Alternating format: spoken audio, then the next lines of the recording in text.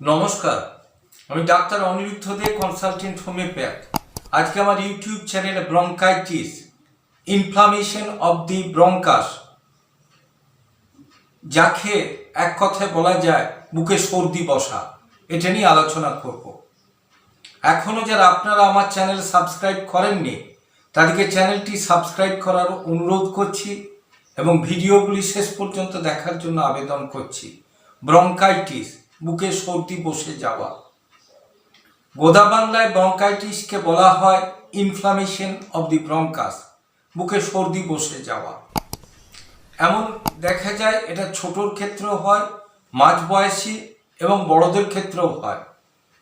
দু একদিন নাক দিয়ে ঠান্ডা লাগলে জল পড়ে, জল পড়ার পরে সেই জলটা যখন বসে যায়, সর্দিটা ঘন হয়ে যায়, তখন নিঃশ্বাস নিতে চাপ হয়।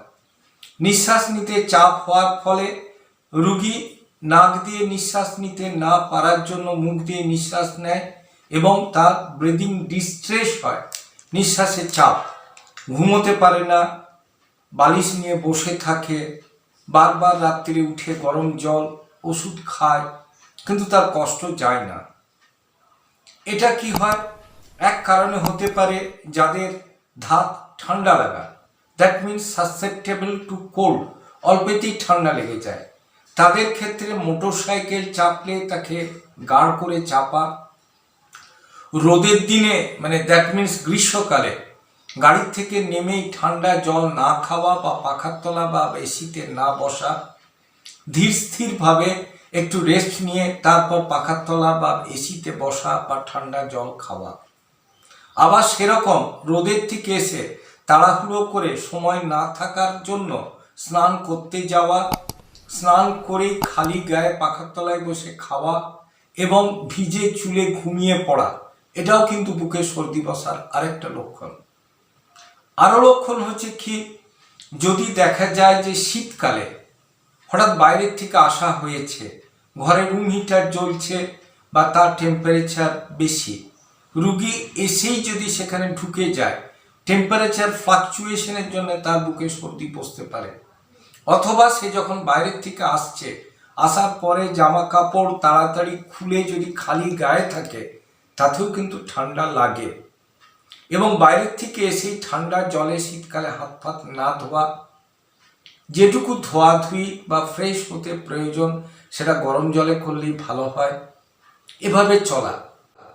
আবার এক ক্ষেত্রে দেখা যায় যে কোনো কিছুই নেই, রুগী বেড়াতে গেছে, যেখানে ধরুন দীঘা, পুরী, মন্দারমণি বা দার্জিলিং, মিরিক ইত্যাদি ঠান্ডার জায়গা গেলেও বা সমুদ্রে গেলেও, সেখানে দেখা গেল যদি আমরা ঠান্ডার জায়গায় যাই, দার্জিলিং বা সিকিম, সেক্ষেত্রে নিজে যদি এক্সট্রা প্রিকশন না নেওয়া হয়, ঠান্ডা লেগে যায়।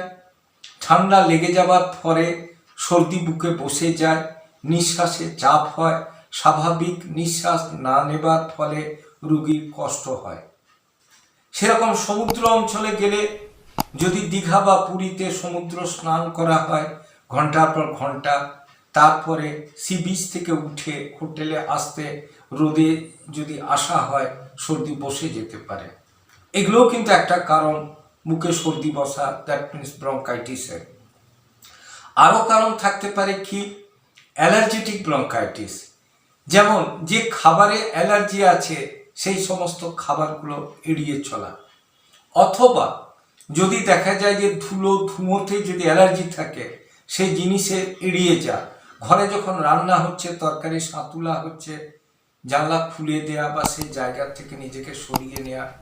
বাড়িতে পুজো আর্চার সময় ধূপ ধুনোর থেকে নিজেকে সরিয়ে রাখা। বাইরে যদি যে কোনো ধান বা গম বা তিল যদি বগলানো হয়, দ্যাট মিনস তাকে হাওয়া দিয়ে তার ধুলোগুলো সরানো হয়, তার কাছে না থাকা। অথবা বাইরে যাওয়া হচ্ছে, মোটর সাইকেলের সামনে গাড়ি যাচ্ছে, সেই ধুলোর থেকে নিজেকে সরিয়ে রাখা। এই সমস্তগুলোর ক্ষেত্রে সর্দি বসে গেলে, বুকে চাপ হলে আমরা তাকে ব্রঙ্কাইটিস বলি। ভালো ভালো হোমিওপ্যাথি ওষুধ আছে, antim tart, Spongia, Ipecac, hepar sul, Causticum, carbo veg potency হিসেবে ভালো কাজ করে। মাদার টিনচারের ক্ষেত্রে অসিমাম স্যাং বা ক্যান mother, Justicia adhatoda mother, Blatta orientalis mother. বায়োকেমিকের ক্ষেত্রে kali mur 3x 6x, ferrum phos, natrum সাল্ফ, ক্যালিসাল্ফ ইত্যাদি দারুণ কাজ দেয়। তবে নিজের সচেতনতাটাই সবচেয়ে বড় মেডিসিন। নিজে কখনোই লক্ষণ দেখে, ওষুধের নাম জেনে, রোগের নাম জেনে ব্যবহার না করে কোনো ডাক্তারবাবুর সুপরামর্শ মতো চললে উপকার পাবেন। আমার চ্যানেল যদি আপনাদের ভালো লাগে অবশ্যই লাইক করুন, শেয়ার করুন, কমেন্ট করুন, সাবস্ক্রাইব করুন, হোয়াটসঅ্যাপ লিঙ্কে নিজেদের অ্যাড করুন। ভালো থাকুন, সুস্থ থাকুন।